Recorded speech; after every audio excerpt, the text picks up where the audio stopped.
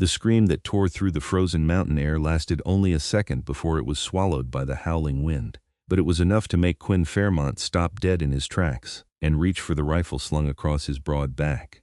He stood motionless in the snow, his muscular frame like a towering oak among the bare aspens, listening with the intensity of a man who had survived 10 hard winters alone in these Colorado mountains by trusting his instincts above all else. The wind died down for just a moment, and in that brief silence, he heard it again, not a scream this time, but a muffled sob, desperate and afraid. Quinn moved through the deep snow with surprising speed for a man of his size, his long dark hair whipping behind him as he navigated between the trees, with the practiced ease of someone who knew every ridge and valley of this unforgiving wilderness. He had been checking his trap lines when the sound reached him, and now his traps were the furthest thing from his mind. The November wind cut through the forest like a blade, carrying with it the promise of a brutal storm, and whoever had made that sound was in serious trouble.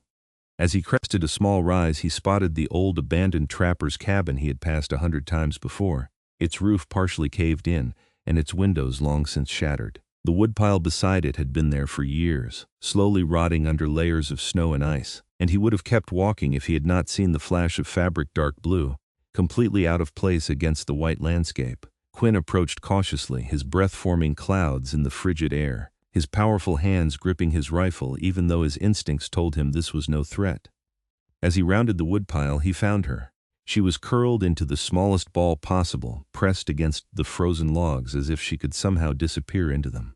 Her dress was torn and soaked through, her dark hair plastered to her face, and her entire body shook with violent tremors that had nothing to do with crying, and everything to do with the deadly cold that was stealing the life from her bones. What stopped Quinn's heart, however, was the pronounced swell of her belly beneath that ruined dress. She was heavily pregnant, maybe 7 or 8 months along if he had to guess. "Madam," he said, his voice rough from disuse but gentled by concern. "Madam, can you hear me?" Her eyes snapped open, wide with terror, and she tried to scramble backward even though there was nowhere to go. Her lips were blue, her skin pale as death, and when she opened her mouth to speak, only a faint whimper emerged. Quinn did not waste time with more words. He slung his rifle over his shoulder and knelt down, assessing the situation with the quick efficiency of a man who had pulled more than one creature back from the brink of freezing. She was in bad shape, worse than bad. Another hour out here and she would be dead, along with the child she carried. "I am not going to hurt you," he said, already shrugging out of his heavy bearskin coat, "but you are going to die if you stay out here. I am going to pick you up now." She tried to protest, her frozen lips forming words that made no sound, but Quinn was already wrapping her in his coat and lifting her into his arms. She weighed almost nothing despite her pregnancy, and he could feel every tremor that racked her body through the layers of fur and fabric.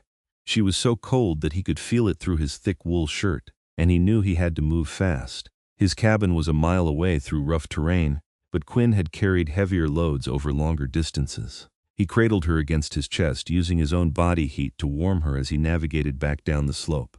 The woman had stopped struggling, either because she realized he meant no harm, or because she simply did not have the strength left to fight. Her head lolled against his shoulder, and he could feel her shallow breaths against his neck. The wind picked up again as he moved through the forest, the first fat snowflakes of the coming storm beginning to fall. Quinn quickened his pace, his powerful legs eating up the distance, his arms never wavering despite the burden he carried. He had built his cabin in a sheltered valley 5 years ago, after he had grown tired of the violence and greed that seemed to follow gold strikes like flies to carrion. Breckenridge had been a decent town once, back in 1873 when he first arrived, but the mining boom had brought out the worst in people, and Quinn had retreated higher into the mountains to escape it all. Now, in the winter of 1879, he lived alone by choice, trading furs and venison in town when he needed supplies but otherwise keeping to himself. He had grown used to the solitude, even preferred it, but as he kicked open the door to his cabin and carried the trembling woman inside, he realized how empty the space had become. The fire in his hearth had burned down to embers, but Quinn had it roaring again within minutes. He laid the woman on his bed, the only bed, a sturdy frame he had built himself and covered with layers of furs, and began the careful process of getting her out of her wet clothes. She was barely conscious, her eyes fluttering open and closed, her body still shaking violently. "Stay with me," he murmured as he peeled away the sodden fabric. "You are safe now, just stay with me." Under the ruined dress he found more evidence of her ordeal. Bruises on her arms, scratches on her hands as if she had been running through brambles, and feet so cut and blistered that he wondered how she had managed to walk at all. But it was the tight swell of her belly that commanded most of his attention. He placed a careful hand there and felt movement, strong and insistent. The baby was alive, at least for now. Quinn wrapped her in every dry blanket and fur he owned, then heated water and brought it to her lips. She could barely swallow, but he was patient, coaxing her to take tiny sips until some color began to return to her face. He had learned basic wilderness medicine from an old Ute shaman years ago, and he applied that knowledge now, checking her extremities for frostbite and massaging warmth back into her hands and feet. It was nearly an hour before she could speak, and when she did, her voice was hoarse and frightened. "Where am I?" "My cabin," Quinn said, keeping his tone calm and steady. "About 5 miles northeast of Breckenridge. You are safe here." Her eyes found his for the first time, really seeing him, and Quinn was struck by their color, a deep amber brown that reminded him of honey in sunlight. Even pale and frightened, she was beautiful in a way that made his chest tighten unexpectedly. "I cannot go back to town," she whispered, and there was such desperation in her voice that Quinn felt anger stir in his gut. "No one is making you go anywhere," he assured her. "What is your name?" She hesitated, as if even that small piece of information was dangerous to share, then said quietly, "Amelia. Amelia Foster. Quinn Fairmont," he replied. "And you are welcome to stay here as long as you need to, Miss Foster." "Mrs.," she corrected automatically. Then her hand flew to her belly in a protective gesture that told Quinn everything he needed to know about her situation. He did not press for details. Instead, he brought her warm broth made from venison and wild herbs, sitting beside the bed and making sure she ate slowly. The storm he had sensed earlier arrived with full force, battering the cabin with wind and snow, and Quinn was grateful he had found her when he did.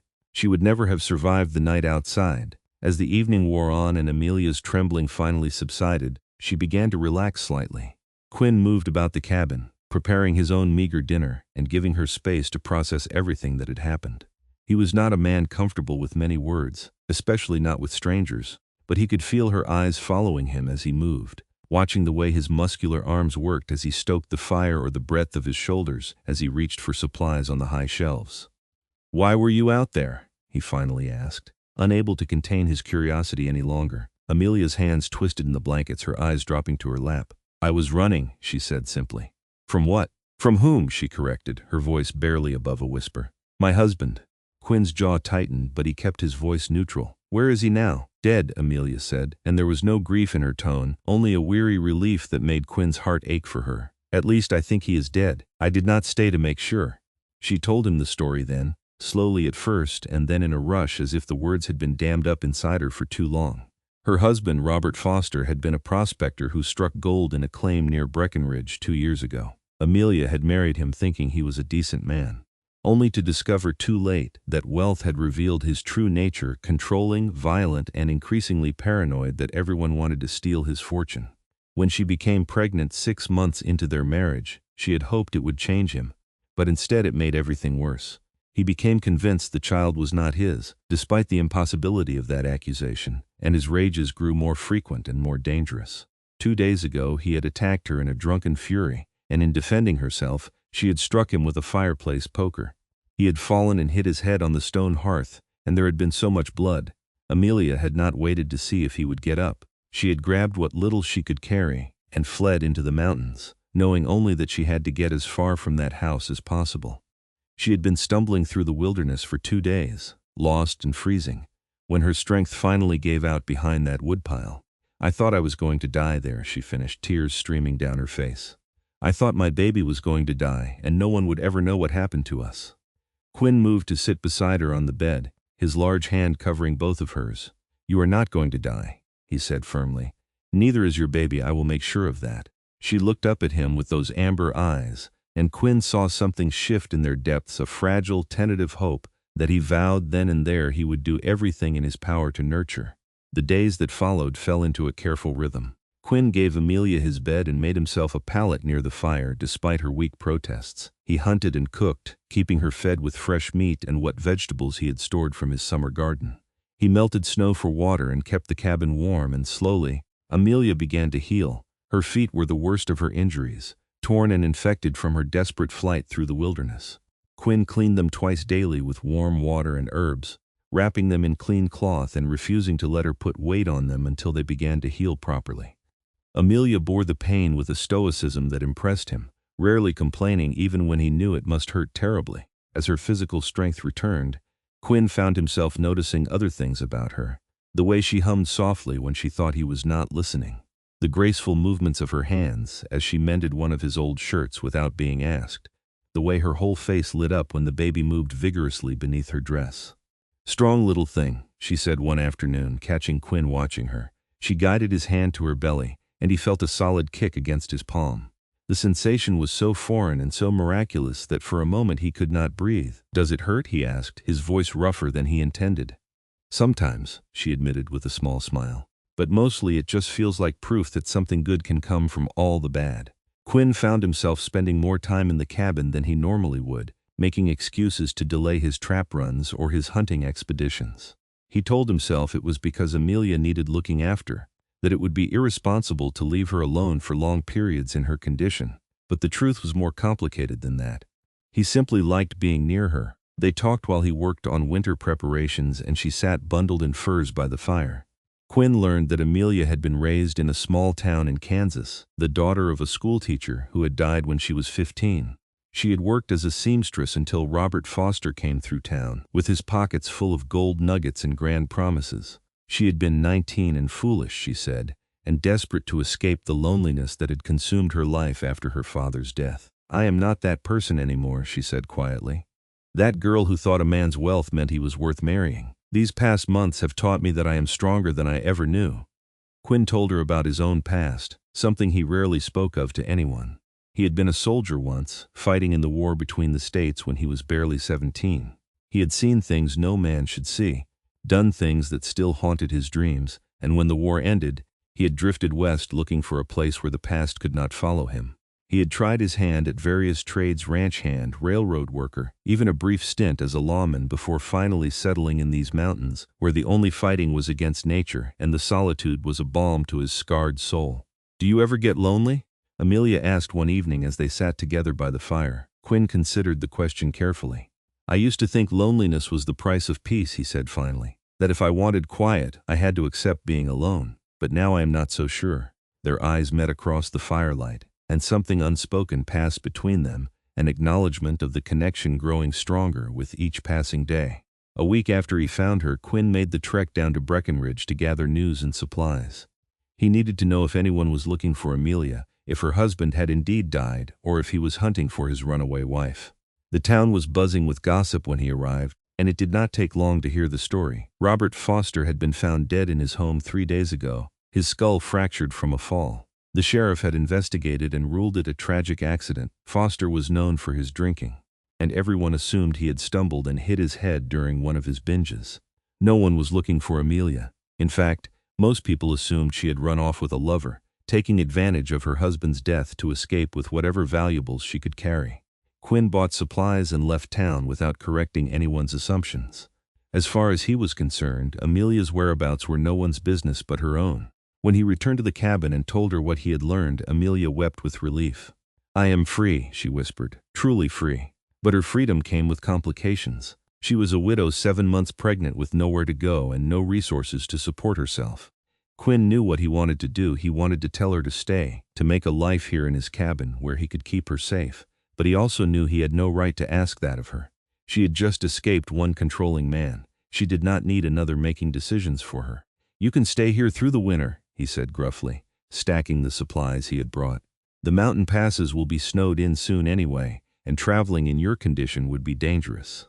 Come spring, if you want to leave, I will help you get wherever you want to go." Amelia was quiet for a long moment, and when Quinn finally looked at her, he found her watching him with an expression he could not quite read. "And if I do not want to leave?"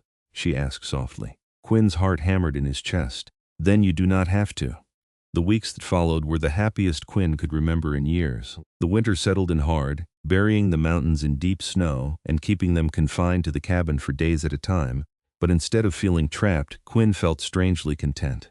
He taught Amelia how to cure hides and prepare pemmican, and she taught him how to make proper bread instead of the hard biscuits he usually subsisted on. They played card games in the evening and read aloud from the few books Quinn owned, and slowly, so slowly that Quinn almost did not notice it happening. The walls he had built around his heart began to crumble. He found himself watching her constantly, memorizing the way she tucked her hair behind her ear when she was concentrating, or the little furrow that appeared between her brows when she was thinking hard about something. He loved the sound of her laugh, rare at first but becoming more frequent as her fear faded, and the way she rested her hand on her belly as if communicating with the child within. Amelia seemed to blossom in the safety of the cabin. Color returned to her cheeks, and the haunted look in her eyes gradually disappeared. She began to smile more, to tease Quinn gently about his terrible singing voice or his habit of talking to his horse like it was a person. She sewed baby clothes from scraps of fabric and old shirts, her hands flying as she created tiny garments that made Quinn's throat tight with emotion he did not know how to express. One night in early December, a massive blizzard struck, the wind screaming around the cabin with such fury that Quinn worried the roof might blow off. Amelia was frightened by the violence of the storm, flinching at every gust, and without thinking, Quinn moved to sit beside her on the bed and wrapped an arm around her shoulders. "It is just wind," he murmured. "The cabin has stood through worse. We are safe." Amelia leaned into him, her head resting against his broad chest, and Quinn felt something shift and settle in his soul. This was what he had been missing all these years, not just companionship, but this specific woman with her courage and her kindness and her beautiful amber eyes. "Quinn," she said softly, and the way she spoke his name made him look down at her. "I need to tell you something." He waited, his heart pounding. "I know what you have done for me," she continued, her voice trembling slightly. "You saved my life and asked for nothing in return. You have given me shelter and food and safety when you had every right to turn me away. And I need you to know that I am grateful, but it is more than that now." "More?" Quinn managed, hardly daring to breathe. "I care for you," Amelia said, tilting her face up to meet his gaze. "More than I should, perhaps, considering how recently I became a widow. But my marriage was over long before Robert died, and what I feel for you is nothing like what I felt for him. You make me feel safe, but you also make me feel alive in a way I never have before." Quinn's hand came up to cup her face, his calloused thumb brushing across her cheekbone. "I care for you too," he said roughly. "I have been trying not to, trying to tell myself it was too soon and you needed time, but Amelia, you are all I think about. The idea of you leaving come spring makes me feel like someone is tearing my heart out." "Then do not let me leave," she whispered. "Ask me to stay. Ask me to build a life here with you." Instead of answering with words, Quinn bent his head and kissed her, gentle at first and then deeper when she responded with a soft sound of pleasure. Her hands came up to tangle in his long hair and he pulled her closer, careful of her swollen belly, pouring everything he felt into that kiss. When they finally broke apart, both breathing hard, Quinn rested his forehead against hers. "Stay," he said simply. "Stay with me, and I will spend every day of my life making sure you never regret it." "Yes," Amelia breathed. "Yes." They held each other as the storm raged outside, and Quinn felt a peace settle over him that he had never expected to find. He had spent so many years running from his past, convinced that he was meant to be alone. But here in his arms was a future he had not known. He wanted a woman he loved and a child they would raise together. The winter deepened, and with it, Quinn and Amelia's relationship grew stronger.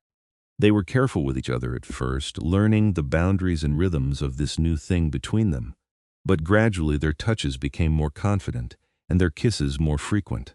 Quinn was endlessly gentle with Amelia, aware of her pregnancy and her past trauma, never pushing for more than she was ready to give. For her part, Amelia seemed to revel in Quinn's attentiveness. She had never known a man who was both so physically powerful and so tender, and she found herself falling more in love with him each day.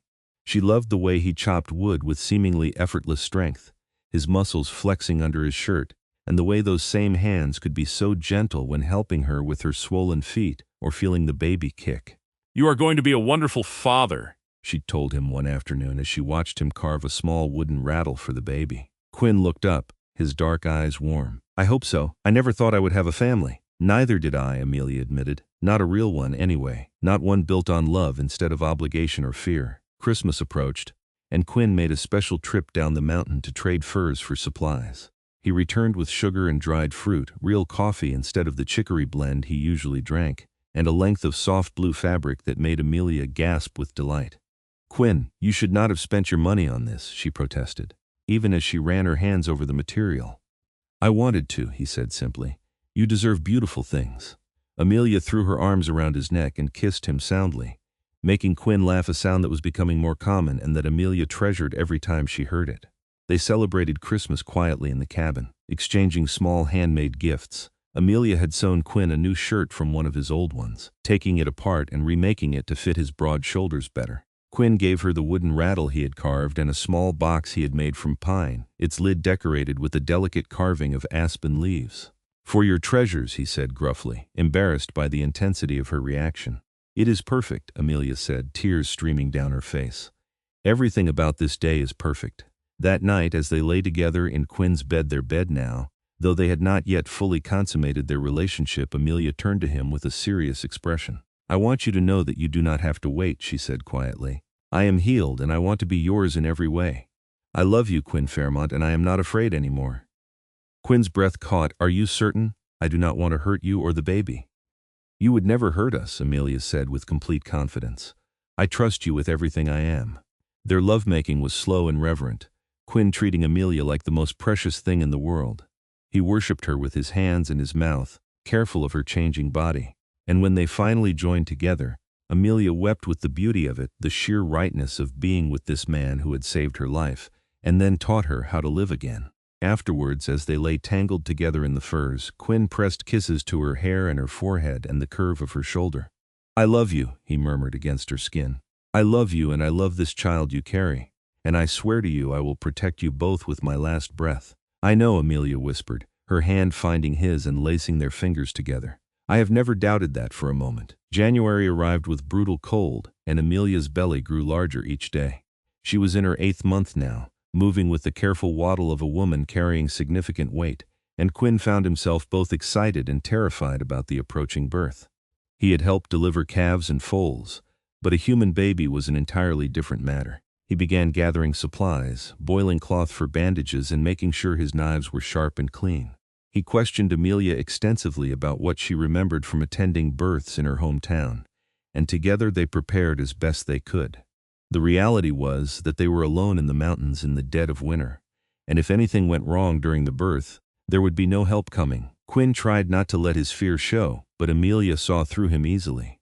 "I am strong," she reminded him one evening as he paced the cabin like a caged animal. "Women have been having babies since the beginning of time, and most of us survive it just fine." "Most is not all," Quinn muttered. Amelia caught his hand and pulled him down to sit beside her. "Look at me," she commanded, and he did. "I am not going to leave you, Quinn. I did not survive everything I have been through just to die bringing our child into the world." "Our child," Quinn repeated softly, the words settling into his heart. "Yes," Amelia said firmly. "This baby may have been conceived by another man, but you are going to be its father in every way that matters. That is, if you want to be." "I want it more than anything," Quinn said hoarsely. "I want to be a family with you." "Then stop worrying and have faith," Amelia said, leaning in to kiss him. "Everything is going to be fine." The pain started on a clear, cold morning in late January. Amelia woke Quinn with a hand on his shoulder, her face calm but her eyes wide with a mixture of excitement and apprehension. "It is time," she said simply. Quinn was on his feet instantly, his heart racing. Everything they had prepared suddenly seemed inadequate, but he forced himself to stay calm for Amelia's sake. He built up the fire until the cabin was almost uncomfortably warm and boiled water the way she had instructed. He helped her into one of his old shirts, the fabric soft from many washings, and supported her as she paced the cabin through the early contractions. The labor was long and difficult. Amelia bore the pain with remarkable courage, but as the hours wore on and the contractions grew stronger, Quinn could see her strength beginning to wane. He held her hand through each wave of pain, murmuring encouragement and wiping her face with cool cloths. He had never felt so helpless in his life, watching the woman he loved suffer and knowing there was nothing he could do to take the pain away. "I cannot do this," Amelia gasped at one point, her face pale and slick with sweat. "Yes, you can," Quinn said firmly, his hands gripping hers. "You are the strongest person I know, Amelia. You survived things that would have broken most people, and you are going to survive this too. Our baby is waiting to meet you." Amelia looked into his eyes and seemed to find the strength she needed. She bore down with the next contraction, her cry of effort echoing through the cabin, and Quinn positioned himself to catch the baby as Amelia had instructed him. As the sun set on that January day, painting the snow-covered mountains in shades of pink and gold, a baby's cry filled the cabin. Quinn stared in awe at the tiny squirming infant, in his hands a girl, perfect and beautiful despite being covered in blood and birth fluids. "A daughter," he said, his voice breaking with emotion. "Amelia, we have a daughter." Amelia collapsed back against the pillows, exhausted but radiant with joy. Quinn quickly cleaned the baby and wrapped her in soft cloth before placing her in Amelia's arms.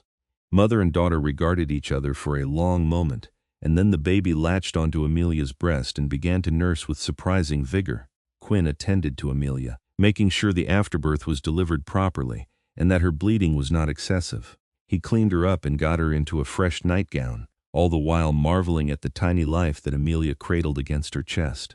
"She is so small," Amelia whispered, tears streaming down her face. "So perfect." "Like her mother," Quinn said, pressing a kiss to Amelia's forehead. "You were incredible. I have never seen anyone so brave." They spent the rest of the evening in an exhausted but happy haze, taking turns holding the baby and marveling at her tiny fingers and toes. Quinn found himself overwhelmed by the fierce protectiveness he felt. For this child, she was not his by blood, but she was his in every way that mattered. "What should we name her?" he asked as the baby slept peacefully in his massive arms, looking impossibly tiny against his broad chest. Amelia considered for a moment. "My mother's name was Rose," she said softly. "I always thought if I had a daughter I would name her that." "Rose Fairmont," Quinn said, testing out the sound of it. "It is perfect." Amelia's eyes widened. "Fairmont? Quinn, I have not even accepted a proper proposal from you yet." Quinn looked up from the baby, his expression serious. "Then I am asking now. Marry me, Amelia. Let me be your husband and Rose's father-in-law as well as in love. Make us a real family." "Yes," Amelia said, fresh tears spilling over. "Yes, of course I will marry you." Quinn carefully passed the baby back to Amelia and leaned in to kiss her, slow and deep and full of promise. "I love you," he murmured against her lips. "Both of you, more than I ever thought I could love anything." The weeks that followed were exhausting and wonderful in equal measure. Rose was a healthy baby with good lungs, and she made her needs known at all hours of the day and night. Quinn and Amelia took turns walking her when she fussed, and Quinn discovered he had a talent for soothing the baby. Something about his deep voice seemed to calm her even when nothing else would. Amelia recovered well from the birth, regaining her strength quickly now that she was no longer burdened by fear and poor nutrition. She glowed with happiness despite the exhaustion of new motherhood, and Quinn found himself falling more in love with her every day as he watched her with Rose. The winter finally began to loosen its grip in March, the snow melting to reveal the first brave shoots of spring growth. Quinn knew they needed to make their union legal before the mountain passes cleared and people started traveling again. He made the trip down to Breckenridge to arrange for the preacher to come up to the cabin, citing Amelia's recent childbirth as the reason they could not come to town. The preacher, a kind older man named Reverend Hughes, agreed readily. He had heard about Robert Foster's widow. The gossips in town said she had run off with a lover, possibly taking her husband's gold. But when he saw Amelia and Quinn together, he recognized immediately that whatever their story was, it was built on genuine love. They were married in the cabin on a beautiful April morning, with baby Rose sleeping peacefully in a cradle Quinn had built. Amelia wore a simple dress she had sewn from the blue fabric Quinn had given her for Christmas, and Quinn wore his best shirt and pants, his long hair neatly tied back. They spoke their vows with voices that shook with emotion, and when Quinn kissed his bride, he felt like the luckiest man alive. Reverend Hughes stayed for a simple meal and blessed Rose before making his way back down the mountain. "You have a good family here," he told Quinn as he prepared to leave. "Hold on to them." "I intend to," Quinn replied, his arm around Amelia's waist as they waved goodbye. As spring fully arrived and the mountains came alive with wildflowers and new growth, Quinn and Amelia settled into their new life as husband and wife. Quinn expanded the cabin, adding a separate room for Rose and making plans for future additions if they were blessed with more children. He taught Amelia how to fish in the cold mountain streams and how to identify edible plants, and she taught him patience and how to find joy in small moments. Rose grew like a weed, transforming from a tiny newborn into a chubby, alert infant who smiled at the sound of Quinn's voice and reached for him with her small hands whenever he came near. Quinn was besotted with his daughter, spending hours playing with her and talking to her in a soft voice that Amelia had never heard him use with anyone else. "You are going to spoil her," Amelia teased one afternoon, as she found Quinn showing 3-month-old Rose the view from the cabin porch, pointing out birds and trees as if she could understand him. "That is my right as her father," Quinn replied with dignity. Making Amelia laugh, in May, Quinn made another trip to Breckenridge, this time with Amelia and Rose. It was Amelia's first time back in town since her flight through the mountains 6 months earlier, and she was nervous about the reception she would receive. But Quinn kept a protective arm around her the entire time, and his sheer size and obvious devotion seemed to silence any potential gossip. They visited the general store to stock up on supplies, and the owner's wife cooed over Rose, asking about her age and marveling at her bright eyes. If anyone suspected that the baby had been conceived before Robert Foster's death, they had the good grace not to say it to Amelia's face. Quinn also visited the land office, filing a proper claim on the valley where his cabin stood. He wanted to make sure no one could ever challenge his right to the land or threaten the home he was building with Amelia. The clerk processed the paperwork without comment, and Quinn left town feeling like he had secured their future. Summer in the mountains was glorious. Quinn tended his garden while Amelia watched Rose play on a blanket in the shade, and in the evenings they walked together as a family, Quinn carrying Rose on his shoulders while she squealed with delight. They made love in the warm nights with the windows open, the sounds of the wilderness all around them, and Amelia bloomed under Quinn's devoted attention. In August, Amelia realized she was pregnant again. She told Quinn one evening as they sat on the porch watching the sunset, and he responded by picking her up and spinning her around, laughing with pure joy. "Another baby," he said, setting her down carefully and dropping to his knees to press his face against her still flat belly. "Rose is going to be a big sister. Are you happy?" Amelia asked, running her fingers through his hair. Quinn looked up at her, his dark eyes shining. "I did not know it was possible to be this happy," he said honestly. "A year ago I was alone, convinced that was my fate. Now I have a wife I love more than life itself, a daughter who has stolen my heart, and another baby on the way. I feel like I am living someone else's life." "It is your life," Amelia said softly. "Our life, and I love you so much, Quinn Fairmont." "I love you too," he replied, standing to pull her into his arms. "More than words can say." The autumn brought cooler temperatures and the brilliant gold of the aspens, and Quinn worked hard to prepare for another winter. This time, though, he was not preparing alone. Amelia helped him preserve food and stack wood, and Rose, now a chunky 6-month-old who could sit up on her own, watched everything with fascinated eyes. Quinn built more storage for supplies and reinforced the cabin roof, determined that his growing family would be comfortable and safe through the harsh months ahead. He hunted and fished with even more dedication than usual, knowing he had 3 mouths to feed now, soon to be 4. Amelia's pregnancy progressed smoothly, her body handling this one better than it had handled Rose. She attributed it to better nutrition and the lack of stress, and Quinn made sure she wanted for nothing. He rubbed her feet when they swelled and brought her tea when she felt nauseated, and every night he fell asleep with his hand on her growing belly, feeling their child move beneath his palm. In November, exactly 1 year after he had found Amelia shaking behind that woodpile, Quinn woke her early and led her outside to see the first snowfall of the season. Fat flakes drifted down from a pearl-gray sky, settling on the valley like a benediction. "A year ago today my life changed forever," Quinn said, his arm around Amelia's shoulders as Rose babbled happily in his other arm. "I found you half frozen and terrified, and I had no idea that I was finding my future. I was so afraid that day." Amelia remembered, leaning into his warmth. "I thought I was going to die. I thought my baby was going to die. And then you appeared like something out of a dream, this massive, intimidating man who turned out to have the gentlest heart I have ever known." "You saved me too," Quinn said quietly. "I just did not know I needed saving until you showed me what I was missing." They stood together in the falling snow, a family united by love and survival and the wild beauty of the mountains around them. Rose reached out to catch snowflakes, giggling when they melted on her palms, and the baby in Amelia's belly kicked strongly as if in recognition of this anniversary. The winter of 1880 was milder than the previous one, and Quinn was grateful. He did not want Amelia struggling through harsh conditions while heavily pregnant, and the relatively gentle weather meant he could keep the cabin comfortable without constant effort. Rose grew and changed daily, taking her first wobbly steps in January and saying her first word "Papa," which made Quinn's eyes suspiciously bright. In February, as Amelia entered her final month of pregnancy, a massive storm swept through the mountains, reminding them all that winter could still be dangerous. Quinn kept the fire burning high and entertained Rose with carved wooden animals while Amelia rested, her belly so large now that even simple movements were exhausting. "I forgot how uncomfortable this part is," she groaned one evening, shifting restlessly in bed. Quinn settled beside her, his large hands massaging her aching back. "Not much longer now," he said soothingly, "and then we will have another beautiful baby to love." "I hope it is a boy this time," Amelia said. "A son with your strength and your kind heart. As long as the baby is healthy and you come through safely, I do not care what we have," Quinn replied honestly. "Though a boy would be nice. Someone to teach how to hunt and trap." "You can teach Rose those things too," Amelia pointed out. "She already follows you everywhere." Quinn grinned. True enough, our daughter's going to be able to outshoot and outtrack him by the mad times she has grown.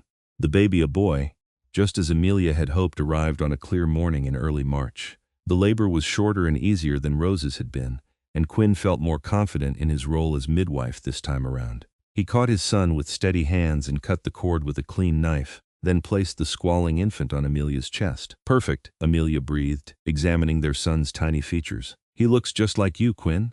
Quinn studied the baby, noting the dark hair and the strong features that did indeed resemble his own. "We made this," he said in wonder. "You and me together." They named him James, after Quinn's father, who had died when Quinn was young, and the little boy proved to have a set of lungs that could rival his sister's. Rose was fascinated by her baby brother, wanting to touch him constantly and trying to help in her toddler way. The cabin rang with noise and laughter, now crying babies. Rose's excited chatter, Amelia singing as she worked, and Quinn's deep voice telling stories or soothing fussy children. It was chaotic and exhausting and absolutely perfect. As spring arrived and the mountain passes cleared, Quinn received word that the property adjacent to his had come available. A prospector who had been trying to establish a claim had given up and moved on, and Quinn saw an opportunity. He filed for that land as well, expanding their holdings and ensuring that they would always have enough space for their family and their needs. He built a proper barn that summer with Amelia's input on the design, and purchased chickens and a milk cow from a farmer down in the valley. Rose delighted in collecting eggs, though she broke as many as she brought to the house, and James grew from a tiny infant into a robust baby with his father's dark eyes and his mother's smile. In the evenings, after the children were asleep, Quinn and Amelia would sit together on the porch and look out over the valley that had become their home.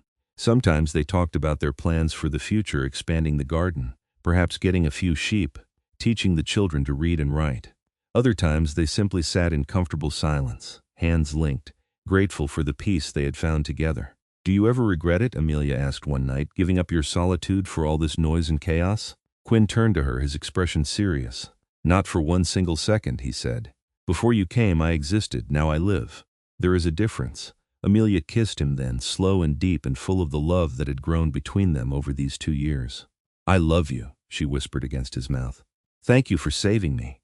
"Thank you for letting me," Quinn replied, "and for saving me right back." The years flowed past like the mountain streams, each season bringing its own joys and challenges. Rose grew into a bright, adventurous child who could track a deer through the forest before her 6th birthday, and who had her father's courage and her mother's compassion. James became a sturdy boy who followed Quinn everywhere, learning everything his father could teach him about surviving and thriving in the mountains. Amelia bore 2 more children, another daughter named Clara in 1882, and a son named Thomas in 1884, and the cabin expanded to accommodate their growing family. Quinn built additional rooms and a larger porch, and Amelia filled the space with warmth and love and the smell of fresh-baked bread. They became known in Breckenridge as the Mountain family, and while they remained somewhat isolated by choice, they were well respected in town. Quinn's furs and venison were prized, and Amelia's sewing skills were in demand. They made trips down the mountain several times a year for supplies and socializing, but they always returned to their valley with relief, glad to be home. Quinn taught all the children to read using the Bible and the few other books they owned, and Amelia supplemented their education with lessons in mathematics and history. They raised their children to be strong and independent, to respect the land that sustained them, and to value honesty and kindness above all else. On quiet nights, when the children were asleep and the fire burned low, Quinn would sometimes think back to that November day in 1879, when he had heard a scream on the wind and found a pregnant woman hiding behind a woodpile. He had lifted her into his arms not knowing he was lifting his entire future, had saved her life not knowing she would give his life meaning. "What are you thinking about?" Amelia would ask, recognizing the faraway look in his eyes. "Just counting my blessings," Quinn would reply, pulling her close, "and thanking God or fate or whatever led you to that woodpile on that day." "I thank him too," Amelia would whisper, her head on his broad chest, "every single day." As the years turned into decades, Quinn and Amelia grew old together in their mountain valley, surrounded by children and eventually grandchildren. Rose married a kind rancher and gave them 3 grandchildren. James took over much of the work in the valley, building his own cabin nearby when he married. Clara became a teacher in Breckenridge, and Thomas followed his father's footsteps as a trapper and hunter. Through it all, Quinn and Amelia remained devoted to each other, their love deepening with each passing year. They had built something remarkable from the ashes of Amelia's first marriage and Quinn's lonely isolation, a family rooted in love and sustained by the wild beauty of the Colorado mountains. On their 25th wedding anniversary, in April of 1905, their children and grandchildren gathered at the cabin for a celebration. Quinn, now in his 60s with silver threading through his long hair but still strong and vital, stood with Amelia on the porch and looked out at the assembled family. "This is what I call wealth," he said, his arm around his wife's shoulders. "Not gold or money, but this people who love each other, a place that sustains us in memories that will outlast us all." Amelia leaned into him, still fitting perfectly against his side after all these years. "We have been very blessed," she agreed. "Who would have thought that day you found me freezing behind that woodpile would lead to all of this?" "I knew," Quinn said, pressing a kiss to her silver hair. "From the moment I lifted you into my arms, some part of me knew you were going to change everything. And you saved me in every way a person can be saved," Amelia replied, tilting her face up for a kiss that their children pretended not to see, and the grandchildren giggled over, as the sun set over the mountains, painting the sky in brilliant shades of orange and pink and purple. The Fairmont family gathered around a large table laden with food. Quinn offered a prayer of thanksgiving, his deep voice cracking slightly with emotion as he spoke of love and family, and the grace that had brought them all together. That night, after everyone had gone home or settled into various corners of the expanded cabin, Quinn and Amelia lay together in the bed he had built so many years ago. The same bed where Rose had been born, where James and Clara and Thomas had taken their first breaths, where Quinn and Amelia had loved each other through joy and sorrow, triumph and trial. "No regrets?" Quinn asked, the question that had become a ritual between them over the years. "Not a single one," Amelia replied, the answer that never changed. "You? Only that I did not find you sooner," Quinn said, as he always did.